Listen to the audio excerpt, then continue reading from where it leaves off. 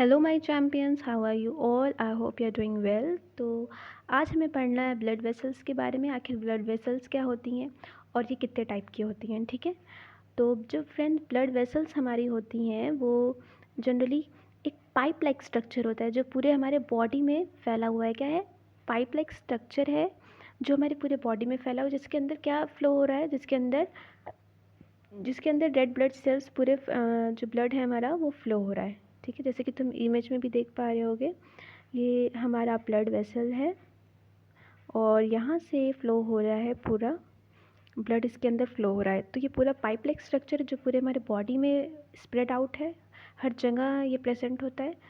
और ये अब हम पढ़ेंगे ये कितने टाइप्स का होता है। तो जो ब्लड वेसल्स होता है फ्रेंड, वो 3 तरीके का होता है। एक होता है हमारा आर्टरी, एक हमारा आर्टरी होता है, और एक वेन है, और तीसरा क्या है? कैपिलरीज है, ठीक है। ब्लड वेसल 3 तरीके का है जो बॉडी में पाया जाता है। एक होता है आर्टरी, एक है वेन्स, और एक है कैपिलरी।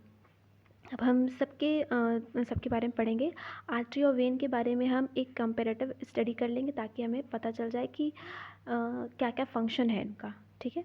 तो जो फ्रेंड्स आर्टरी होता है वो हमेशा ऐसी ऐसी ब्लड वेसल है जो हमेशा ऑक्सीजन रिच ब्लड कैरी करती है, ठीक है। जो आर्टरी होती है वो हमेशा ऑक्सीजन रिच ब्लड कैरी करती है। वही वेन्स जो है, वेन्स वेन्स हमेशा carbon dioxide rich blood carry करती है।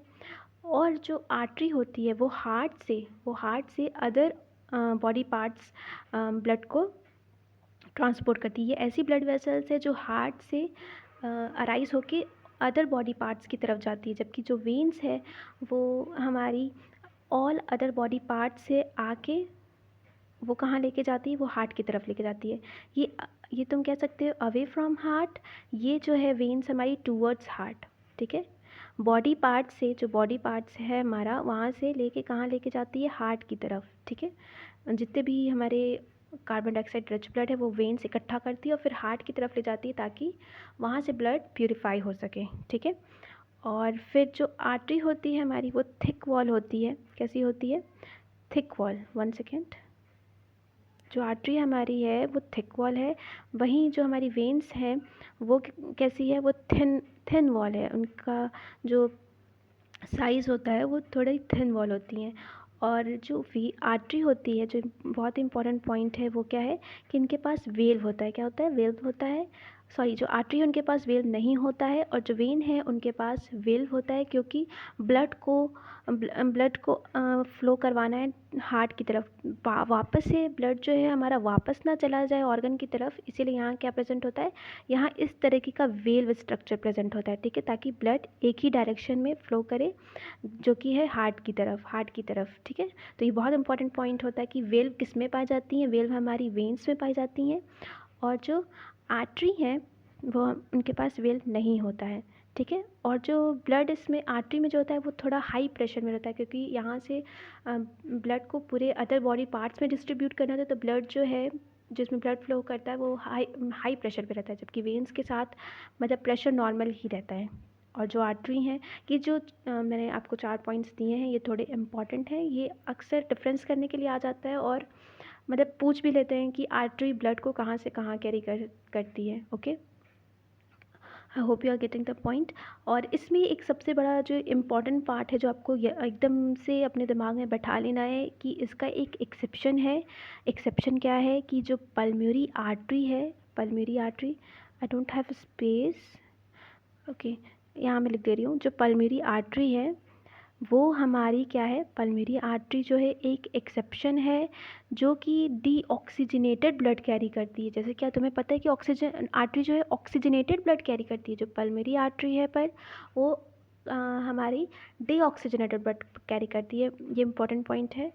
और जो इसी की तरह एक एक्सेप्शन वेन में भी पाया जाता है, जो है पल्मोनरी वेन, ठीक है। जब हम हार्ट का देखेंगे कि हार्ट में ब्लड कैसे कैसे सर्कुलेट होता है, तब हम पढ़ेंगे यहाँ पे पल्मोनरी वेन और पल्मोनरी आर्टरी के बारे में। ओके, तो पल्मोनरी वेन जो है ये भी एक एक्सेप्शन है। ये एक ऐसी वेन होती है फ्रेंड्स जो ऑक्सीजनेटेड ब्लड कैरी करती है। जैसे कि हमें पता है कि वेन्स हमेशा डीऑक्सीजनेटेड ब्लड कैरी करती हैं, पर जो पल्मोनरी वेन है वो ऑक्सीजनेटेड ब्लड करती है। ये हम आगे पढ़ेंगे। ओके, अब हमें हमारी तीसरी जो ब्लड वेसल्स है वो कैपिलरी हैं। जो कैपिलरी होती है वो बहुत ही थिन ट्यूब, इसका जो साइज़ है वो बहुत कम होता है। इवन आप समझ सकते हो कि एक सेल थिक, यानी कि इसमें से सिर्फ एक सेल के बराबर जगह होती है जो इसके साइज़ है। और ये बहुत ही पतली होती है क्योंकि यहाँ से जो ब्लड है एक्सचेंज करवाना होता है टिश्यू से, तो यहाँ पे ये लोग बहुत पतली हो जाती हैं ताकि आराम से डिफ्यूज़न हो सके, ठीक है। तो और ये कैसे बनती है, जो ये कैपिलरी जो है वो अराइज कैसे होती है, जो आर्टरी हमारी है वो डिवाइड हो जाती है फर्दर स्मॉलर वेसल्स में, और इसी स्मॉलर वेसल्स को हम क्या कह देते हैं, कैपिलरी कह देते हैं। फिर कैपिलर दोबारा से ज्वाइन होती है वेन बनाने के लिए, ठीक है। जैसे कि तुम यहाँ पिक्चर में देख रहे होगे, ये आर्टरी है हमारी, ये आर्टरी है, ये डिवाइड हो गई है किसमें, कैपिलरीज़ में।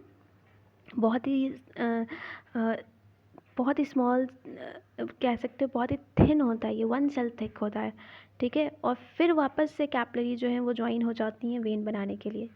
नेक्स्ट स्लाइड में भी यही लिखा है कि जो आर्टरी है वो डिवाइड होती है स्मॉलर वेसल्स में इनटू थिन ट्यूब्स, और कैपिलरी इतनी थिन है कि वो 1 सेल थिक होती हैं, और फिर कैपिलरी दोबारा से ज्वाइन करके क्या बना लेती हैं, वेन्स बना लेती हैं। Okay, I hope you get the point.